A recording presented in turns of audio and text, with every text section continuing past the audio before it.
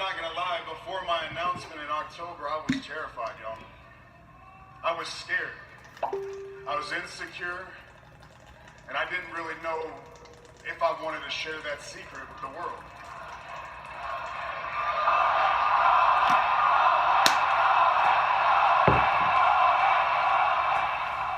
I was scared to tell everybody because I didn't know how you would react. And thank you.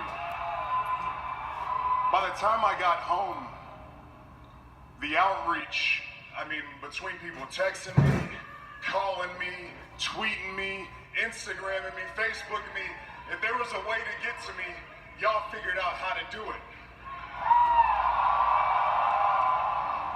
And that overwhelming support that you gave me, it gave me strength, it gave me new life, it gave me a new opportunity, and it gave me a new purpose.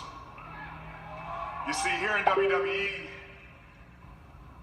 a lot of your purpose as a young superstar is to win titles and to climb that mountain and to achieve the top and to put your flag in it, and that's still very important, but for me, the only thing that is important, that I have the ability to step foot in this ring every single night.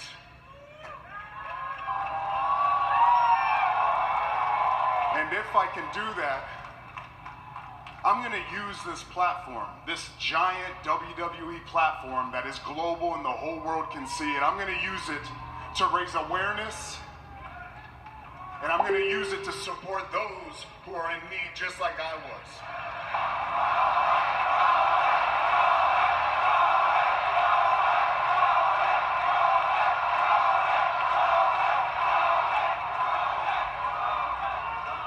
Well, we advertise it as an update, so should we get to the update?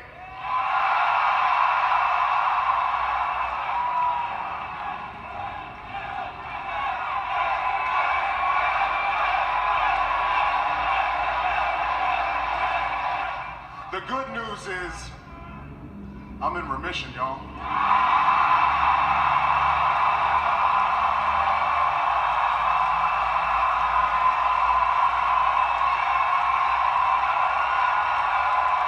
So with that being said, the big dog is back!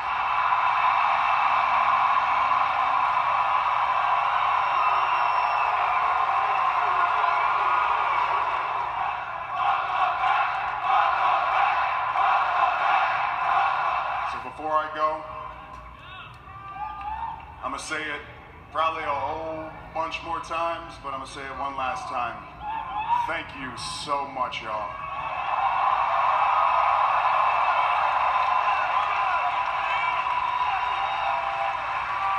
I love y'all.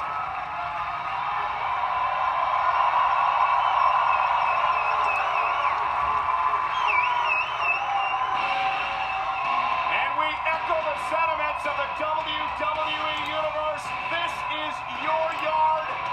Welcome back, Roman Reigns. Burn it down!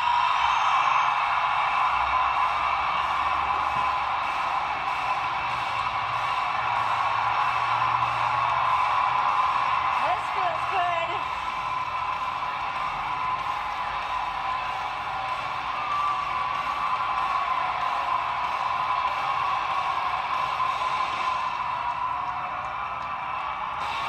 Best of friends, Roman Reigns and Seth Rollins. Welcome back to the big dog.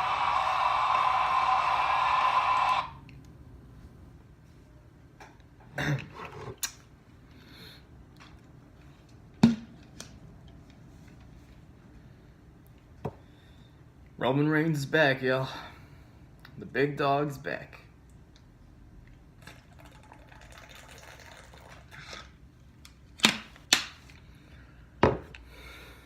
Hey guys, what's going on? It's Silent Reviews coming at you guys with my WWE Raw review for the February 25th, 2019 episode of Raw. And you just heard it. Roman Reigns is in remission, and Roman Reigns is officially back. Couldn't be any more happy for Joseph and Y. And we're going to go over everything that went down on this episode of Raw. Because this possibly was honestly one of the best episodes overall in God knows how long. This very well could be the Raw of the year. I don't see any other episode doing better. But we'll talk about what we just heard later on. So the show opens with a recap of Roman Reigns' announcement that his leukemia has returned and he'd be vacating the Universal Championship, taking time off to deal with his illness. Reigns then makes his entrance, taking his time to slap hands and hug fans in the front row the entire way. Welcome back chants ring out as he paces the ring, getting ready to speak. He begins by saying he's going to do a lot, but he thanks us and he missed us. We missed you too, Roman. He says he's oblivion a little, but he used to say this was his yard, but really it's our yard. He's a man of faith and he's always believed in God looking out for him. But he's not going to lie, before his announcement in October, he was terrified. He was insecure and he didn't want to know, and he didn't really know if he wanted to share the secret with the world. He was scared to tell us because he didn't know how to react. But by the time he got home and checked his social media, he saw how we got in touch with him and gave so many thoughts, blessing, and prayers that he was overwhelmed and he thanks us again. So many people prayed for him that God's voicemail was full, and he truly believes he was thinking really all this for one guy, and that's how strong it was, to be surrounded by our love and grace. He can do anything with that kind of strength and love, and it gave him new purpose. Here in WWE, a lot of your purpose as a young superstar is to climb the mountain and reach the top. But for him, the only thing that's important now is the ability to step in the ring every single night. If he can do that, he's going to use the platform to raise awareness and support those who are in need, just like how he was. They then advertised this as an update, so he's going to get to the update. He said he was going to swing for the fences. Well, he did better than that. He hit a home run. He's so grateful, humbled, and honored to be able to announce that he's in remission, y'all. With that being said, the big dog is back. And before he goes, he's going to say it one more time. He thanks us. He tells us he loves us. And out comes Seth Rollins, and they both hug it out.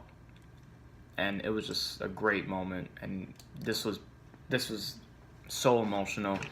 I'm not going to lie. I was watching Raw with Richard, and when I say that I nearly shed a tear in my eye, I nearly shed a tear in my eye. Like, that was just very, very emotional. We didn't know what Roman was going to say, but I can tell right away by the look on his face when he first came out. When Raw started, he looked very, very happy, and he looked very, very glad and relieved that we got the great news that he's no longer battling leukemia because he beat it a second time. So we're all happy for Roman, and this is absolutely fantastic. So welcome back, Roman. We come back from the commercial, and Aleister Black makes his entrance, and we get a picture-in-picture video package introducing him to those of the audience who aren't familiar with him. Ricochet gets the same treatment, but the Revival attacked them before the match. They were scheduled to face the Revival, the Raw Tag Team Champions. The one and only takes them out with a crossbody neckbreaker, a dropkick. Black with the fake-out Quebrada, and then Stereo Dive sends us back to break before the match actually begins. Back from the commercial, Wilder's in control with a top wrist lock on Ricochet, but the one and only fights to his feet. He lands on his feet off a back suplex and leaps to the tag. Black in with elbows, catch a boot, leg sweep off the ropes, sliding knee, hip up, roundhouse kick for Dawson. So close. Waistlock drawing dash up, tag to Scott, up the second, Aleister cuts him off. Reverse the suplex with a knee, sunset flip, roll through. Dawson gets two off a pinning predicament and snaps off the Arn Anderson DDT. But Black gets his foot on the ropes, sets up for the Doomsday. Ricochet with the save, O'Connor roll, Scott counters, and Aleister rises out of the kick out. 1, 2, 3, he hits the Black Mask, and Aleister Black and Ricochet have defeated the Raw Tag Team Champions, the Revival. And you have to wonder now, DIY, they made their debut on Raw last week as well, and they took out the Revivals. With Aleister Black and Ricochet now taking the Revival out this week, could this lead to a triple threat Raw Tag Team title match at Fastlane? Or maybe a Fatal 4-Way with Ruben Gable? We'll see. But this can get very, very interesting. Baron Corbin is interviewed backstage. He addresses statements he made about Roman's leukemia back when he was GM by blaming us for living in the past, and claims he never said those things. When he's told footage exists, he claims he was stressed out and taken out of the context. When asked if he felt his responsibilities were harder than fighting leukemia, he shakes his head and says he hopes their paths don't cross. We then see Shawn Michaels and Johnny Gargano shown briefly on Ric Flair's birthday red carpet. And we're getting to the ring, and Elias is in the ring to send us to break. We get back from the commercial, commentary hypes up Ric Flair's 70th birthday party, and we get a birthday greeting from the Nature Boy from Snoop Dogg. And by the way, this was hilarious because Snoop Dogg can't woo for shit. His voice cracked really bad when he did this, and it was just hilarious. Elias is in the ring to sing us a song. He literally plays a single chord, and out comes Lacey Evans. And there goes Lacey Evans. Again, she makes her entrance, and then she just leaves for no apparent reason. But as soon as she leaves, Dean Ambrose arrives. My boy Dean Ambrose. He says he's feeling good and thinking about the past, and he's got positivity in his veins and feels dangerous. He wants a rematch with Drew McIntyre, only this time he wants it to be no disqualification. Elias resumes playing and asks Dean asks if he's trying to play him off or something, and the Drifter says Atlanta is fascinating and disparages their sports team. Ambrose then says he's a big fan and came out to request a song. Temple the Dog, Night Ranger, Yankee Doodle, Thunderstruck, or hey, how about this one, Dirty Deeds? To which Elias says he can play whatever he likes. And then Elias he grabs the guitar, looks like he's about to leave the ring. Ambrose doesn't know what's going on. Elias swings with the guitar, misses, and he gets a Dirty Deeds for his troubles. The Drifter slowly recovers, and out came the Riot Squad. And they are scheduled to have a match with Natalya and the Raw Women's Champion, Ronda Rousey. We get back from the commercial and we see footage of Ricky the Dragon Steamboat on the red carpet for Ric Flair's birthday. And we get into the match. This was just an okay match. I mean, it was alright for what it was. One of those standard, typical filler tag matches. But the one that we had with Ricochet and Aleister Black in the Revival, I mean, that was a good match too, but again, it was just really nothing special. But yeah, it was nice to see Ricochet and Black on there again. I'm not going to go over this because this was just okay. But it was what happened after the match with Stephanie and Ronda. So after the match, Ronda... Oh, no. My bad. So this match ends up leading to a disqualification after Becky Lynch makes her way back into the arena. We know Becky Lynch is suspended for 60 days, but again, she's not going to stay home. And she comes out again on crutches. She comes into the ringside area and she takes out Natalya with the crutch, causing the disqualification. Therefore, the Riot Squad pick up the win. And then Ronda comes to Natalya's aid, and she tries to fight off Becky. And then Becky gets taken out, and Triple H warned Becky last week or the week before that if you come out one more time, you're going to be arrested. And Becky didn't listen, and now Becky has been arrested. And we don't know what's going to happen next. Presumably Becky's going to show up on SmackDown tonight, or she's going to show up on Raw next week, or she shows up at Fastlane. There's no way Becky's just gonna stay at home and stay in jail or whatever. She's gonna break out, or they're just gonna bail her out or something. Something's like that's gonna happen, and then she'll find her way back into the title match. But anyways, as Becky's getting taken out by the cops, the Atlanta police, we get back into the ring, and Ronda Rousey is calling out Mr. McMahon. Ronda Rousey wants Becky Lynch to be reinstated, and she wants Becky to be a part of the Raw Women's Championship match at WrestleMania, along with her and Charlotte. Out comes Stephanie McMahon, and we're not expecting Stephanie. Ronda wanted Vince, and out came Stephanie. And then Stephanie says that's not going to happen. Becky Lynch has been taken out to custody, and she's not going to be taken on the road to WrestleMania. She's going to be taken on the road to jail.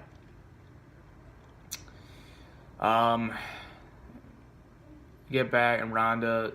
I love the promo that Ronda gave to Stephanie. I mean, it felt a little forced, but I mean, it was a really good promo nonetheless. So, after that, Ronda says she wants all the charges dropped. I can't speak. She wants all the charges dropped, and she tells Steph to go get her daddy and get it done. But Stephanie says she doesn't know how many times she has to do it. Her opponent at WrestleMania is Charlotte Flair. That's not how she wanted it, and now it's how McMahon wanted it. But Becky is a loose cannon, unprofessional, and Becky Lynch did this to Becky Lynch. That's what Stephanie said. Rousey says Becky Lynch wants Becky Lynch back in the match is best for business, and everybody wants her. Becky and Charlotte is the first ever women's main event at WrestleMania. She implores Steph to think about what that means for her daughters, and Flair apologizes and says the answer is a hard no. Ronda says that's not good enough, and she demands Becky being restated right now. McMahon then gets in Ronda's face, asking who she thinks she is talking to, and points to her boss, that she's her boss and Ronda works for her. Vince was right. She says that nobody is bigger than WWE. Rousey says she doesn't control her, and she's not like everybody else. She bled enough to be fed for life. She's not her worker. She's Ronda Rousey, and she's a Raw Women's Champion and will carry that title against the best of the best. But if she's just defending against the chosen one, it's just a belt, and she can't endorse Stephanie McMahon violating the title. Vince says he makes all the tough decisions. Well, it's time for him to make the right decision. Rousey takes the title off her shoulder, and she puts it right in front of Stephanie's feet, and she walks out without her title. Who knows what's going to happen next? I have no idea. They could be bringing a new title, because the rumor's been saying for quite a while, actually, that they're going to merge the women's division. So if they're going to do that, I guess it makes sense to have a new title. But we'll see. This is getting very, very interesting, though. The only thing I felt kind of weird, though, is the way Ronda was, standing as she was delivering this promo. It felt so weird. It was like she was standing on kind of one leg, and then she was leaning to the side. It looked really weird. But I mean, Ronda is getting better on her promo, on her mic skills. She just has to fix that stance, because it just looked really awkward seeing her deliver a badass promo, but in a stance like that. So that was a little weird. But anyways, moving on. We come back from the commercial, and Stone Cold has a pre-recorded message to Ric Flair for his birthday. We then get a recap of what we just saw, because Raw is 3 hours long. Stephanie is shown meeting Triple H backstage with the women's title in her hand, and out comes Jinder Mahal, who is in the ring with the Singh brothers to cut a promo. Why? I have no idea. This was just force-fed. Nobody cares about Jinder. I mean, he's trash. We all know that. I'm not even going to go over what he said. Oh, what has Flair done to deserve anything or whatever? I mean, you're a dumbass. You're really going to ask that question of what has Flair done in the WWE? He's a fucking 17-time world heavyweight champion, and you were champion for 6-7 months, but you ruined the entire fucking blue brand on SmackDown. You fucking idiot. So fuck you, Jinder. And then Kurt Angle comes out because Jinder's apparently wanting a open challenge to anybody in the back, and this was just a waste of time, honestly. Kurt's music hit, he comes out. We get a 2-minute match with Kurt Angle and Jinder Mahal. This was nothing, man. I mean, when I tell you I was literally not paying attention to this match, I was not. I was literally washing my dishes. That's how bored I was with Kurt Angle and Jinder Mahal. I mean, Kurt, we all love you, man, but for the love of God, man, you got to put up the boots. It's time to retire. Have one more match at WrestleMania. Have your retiring match at WrestleMania. You can't do it anymore, dude. He moves too slow in the ring now. But, yeah, Kurt beats Jinder in 2 minutes. German suplex, ankle lock, and that was it. Alexa Bliss makes her entrance, and she'll host a moment of bliss with Finn Balor, the Intercontinental Champion, after the break. We come back from the commercial, and Alexa Bliss says bye to Ronda, tells her not to let the red carpet hit her in the butt on the way out, and says that as champion she never disrespect that title like that. But if the McMahons are looking for someone they can rely on, they know where to find her. On to the moment of bliss, she introduces Finn Balor as he makes his entrance. She congratulates him on a win, but says it's a shame the belt covers up those beautiful abs of his. And Finn asks if she's trying to make him blush. She offers a deal, shows her his abs, and she'll show her her blank. ... I'm sure we all know what Bliss was going to say there. Out comes Lio Rush. He says this whole talk show is a shame, and Finn doesn't deserve to be champion. Bobby Lashley does. Same thing he said last week. Balor says if Bobby wants to challenge him for the title, he knows where to find him. Lio says Lashley's getting ready for Strowman, because the Lashley's fighting Strowman, which means Finn has to answer to him, and he's not going to leave until he gets that title back, even if he has to pry it out of his hands himself. Balor asks if this is a challenge for the title to prove that Rush is better than Lashley, and Lio denies it, but Finn accepts the challenge anyways. It makes perfect sense, he says. Balor beat Lio for the title. Shouldn't he be the one to challenge back? We all heard it. How about Finn Balor versus Lio Rush for the Intercontinental Championship tonight? Alexa accuses Lio not being man enough to get the job done. That was hilarious, by the way. By himself, and that's enough to goad him into accepting, saying he knows he can beat Balor, his leather jacket, and his tidy whities. So he's gonna prepare, but Alexa Bliss tells him the match is right now. He wants a proper entrance, and he gets it. The match is on. We come back from the break, and this was a fun match. This was definitely one of Leo's best matches on the main roster since he's been on Raw as a competitor and not just as the manager for Bobby Lashley. But yeah, this was a great TV match, great championship match. Lio looked like a credible threat here with Finn Balor, and this was great. Now the main story in this match was Balor's left knee.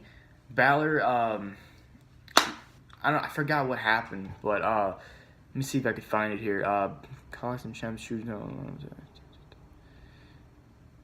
Rush takes Finn's knees out. Yeah, so Rush goes after Finn's knees, and he basically takes control of the rest of the match while Finn's knees hurt. But Finn takes control, and we get back. And Rush takes out Finn Balor with 2 suicide dives. That was really nice.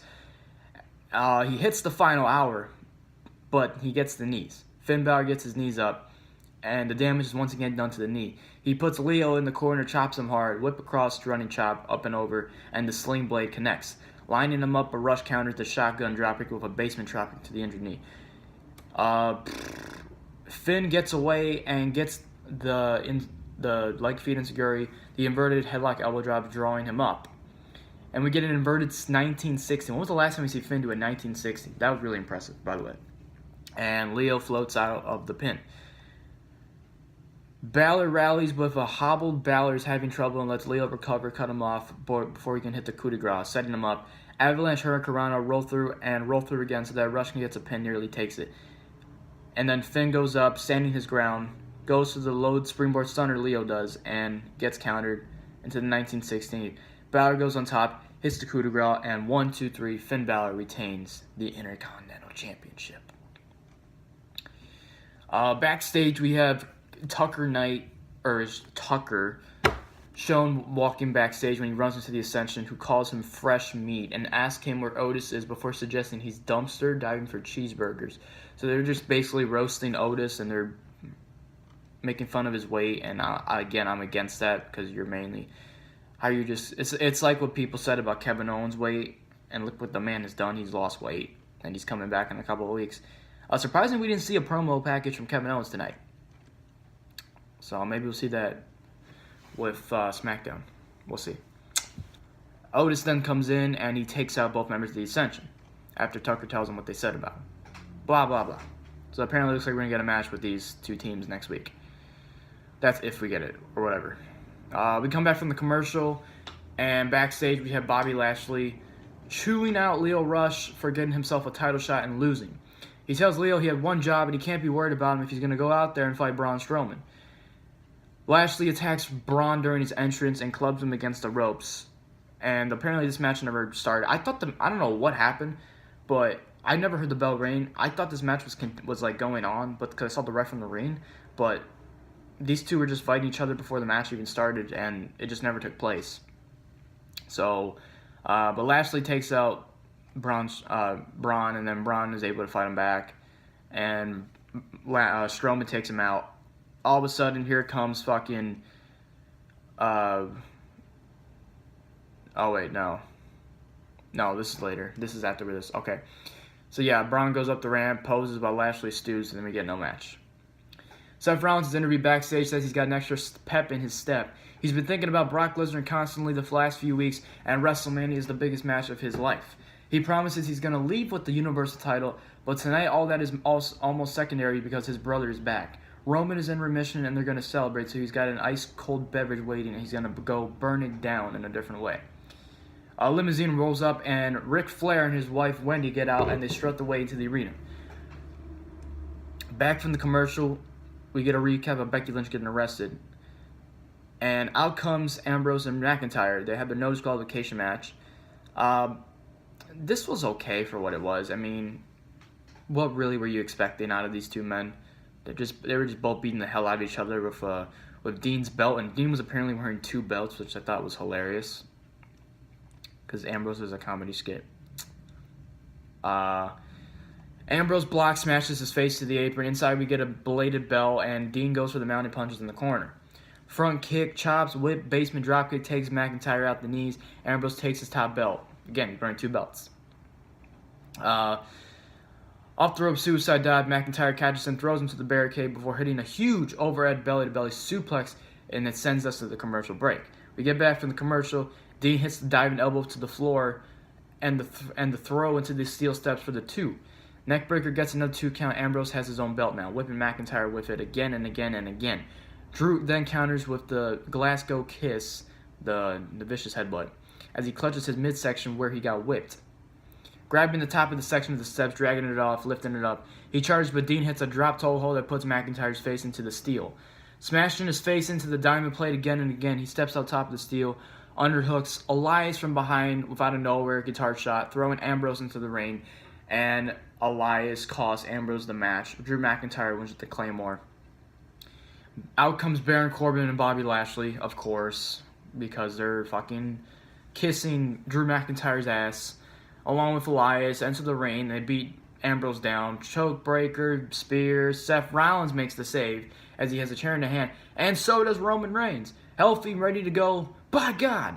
Lashley and Corbin out first. Superman punch, one for McIntyre as well. Lashley eats one too.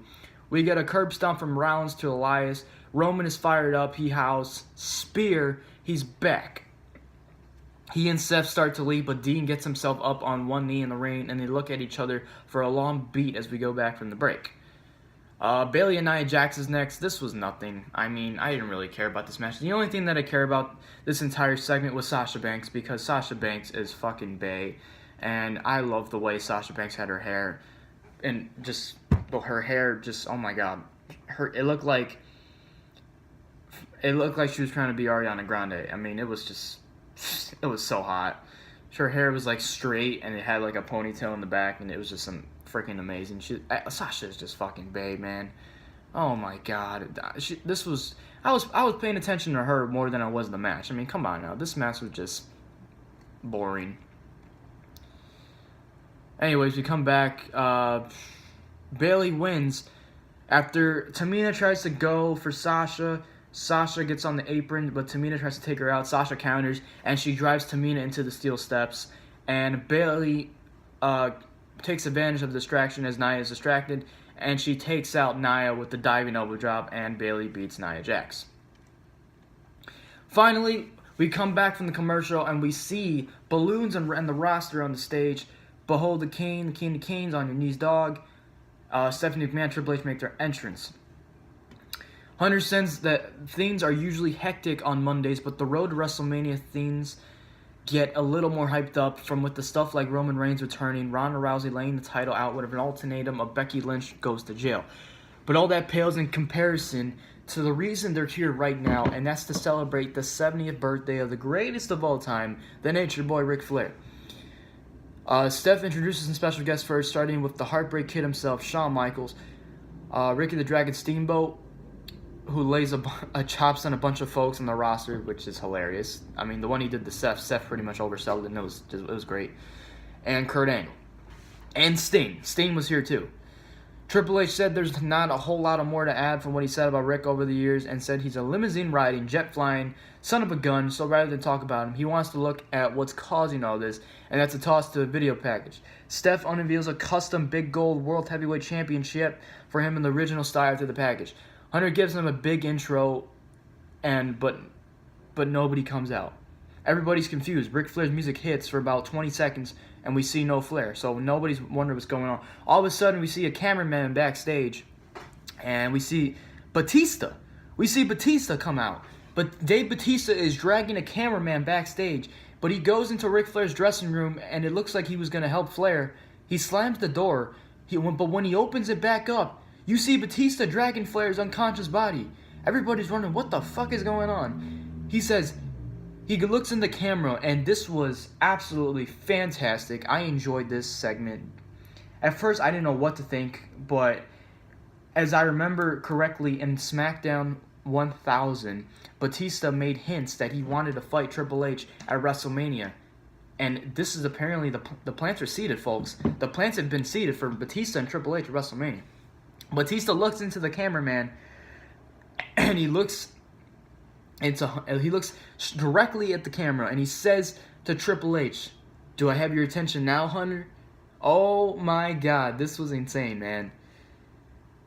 "Hey, Hunter, ask if he's got his attention now." Triple H gets out of the ring. He busts his ass backstage. I've never seen Triple H run faster than that before. And he checks on Ric Flair. Batista's nowhere to be found. And that is when the show ends. So it looks like we're getting Batista versus Triple H at WrestleMania. Triple H is good to go. He got injured at Crown Jewel. I don't remember for what, but he had surgery. And he's good to go, apparently. So it looks like he's going to be good to go for WrestleMania. Match against Batista. It's going to be great. I'm excited to see what happens with that. The only important things that really just brought out of the show was definitely Roman Reigns' announcement. The Ric Flair celebration, and Batista coming out, planting the scenes for WrestleMania. I mean, other than that, this was definitely one of the best Raws I've seen in a very, very long time. So, you gotta praise WWE for doing that. I was not expecting Batista to come out. I was more expecting Becky Lynch to be released from jail or break out of jail and then take out Ric Flair and have her get back into the match at WrestleMania. But that didn't happen. And instead we got Batista, and I thought it was absolutely fucking great.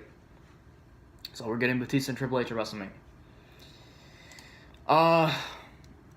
Now, as far as the Shield goes, it looks like we're going to be getting a 6-man tag match at Fastlane with Drew McIntyre, Elias, and Bobby Lashley against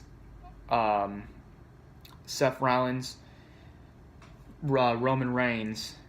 Or no, Seth Rollins, Dean Ambrose, and Braun Strowman? I don't know, but we'll see. I kind of don't want to see that, though, because they said that Rollins was not going to be competing until WrestleMania because he still has to recover from his back injury. That's why he's just been doing promo segments on Raw. But he did get physical tonight with the curb stomp to Elias, so that was great. But yeah, that's pretty much what I got for you guys in this Raw review. Definitely a great show, nonetheless. The Intercontinental Championship match, also great showing. I love what Finn Balor and Lio Rush did. That was absolutely fantastic. It was great to see Aleister Black and Ricochet again. They're going to be on SmackDown again tomorrow night, or tonight, when they take on Rusev and Shinsuke Nakamura. We didn't see any Johnny Gargano or Tommaso Ciampa tonight, but we did see them in the corner on the stage during Flair's celebration. And Johnny is going one-on-one with Cesaro. That, like I said, that's going to be one hell of a fucking match. No doubt that will be one of the best matches on TV this year. And then, of course, we have the contract signing with Daniel Bryan and Kofi Kingston for Fastlane. And that's the preview for SmackDown. And that is the Raw review for this week, guys. Real quick, I want to give a special shout-out to my friend Kevin Boone. Kevin, if you're watching this, man, I thank you so much, brother. You are absolutely awesome for what you've done for me and for being a part of this channel for so long now. And I thank you so much, brother. Guys, if you didn't know, my good friend Kevin Boone, who's watching this right now, if he is, or whenever he gets the chance to watch this, this man said he's a huge fan of the channel and he's a huge fan of what I've been doing for you guys. He says he's gonna order me something very special as an early birthday present. I don't know what he's talking about, but I'm excited. So, Kevin, man, thank you, brother. I appreciate that. You didn't have to do that, but I really, really appreciate that. So, he wanted the shout-out. I gave him the shout-out, so there it is. if you guys want some shout-outs too, I'd be more than willing to give you some shout-outs. You just gotta ask me, and I'll do it for you. But yeah, that's the shout-out for today, Kevin Boone. And yeah, that's all I got for you guys on the Raw review. This has been a little longer than I was expected, but you know, we just had to hear what Roman had to say one more time, and it was great to see him hug it out with Seth. A little weird that Ambrose wasn't out there until later on, but they didn't even really show much attention to Ambrose, and I can understand why, being that Ambrose turned on Rollins, and I'm sure Roman Reigns didn't forget about that. So we'll see what happens. I really don't want to see Roman. As far as Roman, I really don't want to see him like back in the ring competing, at least not for a while. I mean, the man just recovered from his leukemia. He's in remission, and I don't think he should be in the ring anytime soon, at least for a couple of months. Give him some time to rest, give him some time to fully recover. We all know he's fully recovered, but he still needs to be 100% if he's going to get back into the ring full time. So let's just do it. Let him do his thing. And yeah, we'll see what happens with that. So let me know what you guys thought about this Raw review. Great show. I enjoyed it. It's great to see Roman Reigns back. We all missed him. And yeah, that's all I got for you guys. Don't forget to leave a like, comment, subscribe, favorite. RKL the like button out of nowhere. Kevin Boone, thank you for watching, man. Appreciate you, brother. And yeah, guys, that's all I got. I will see you in the next one. Possibly for the SmackDown Live review, or if I have something else planned, then I will do that for you as well. But until then, I will see you on the next one. Too sweet. And don't forget about tapping the little bell for notifications for my future uploads. Alright, see you guys in the next one. Too sweet.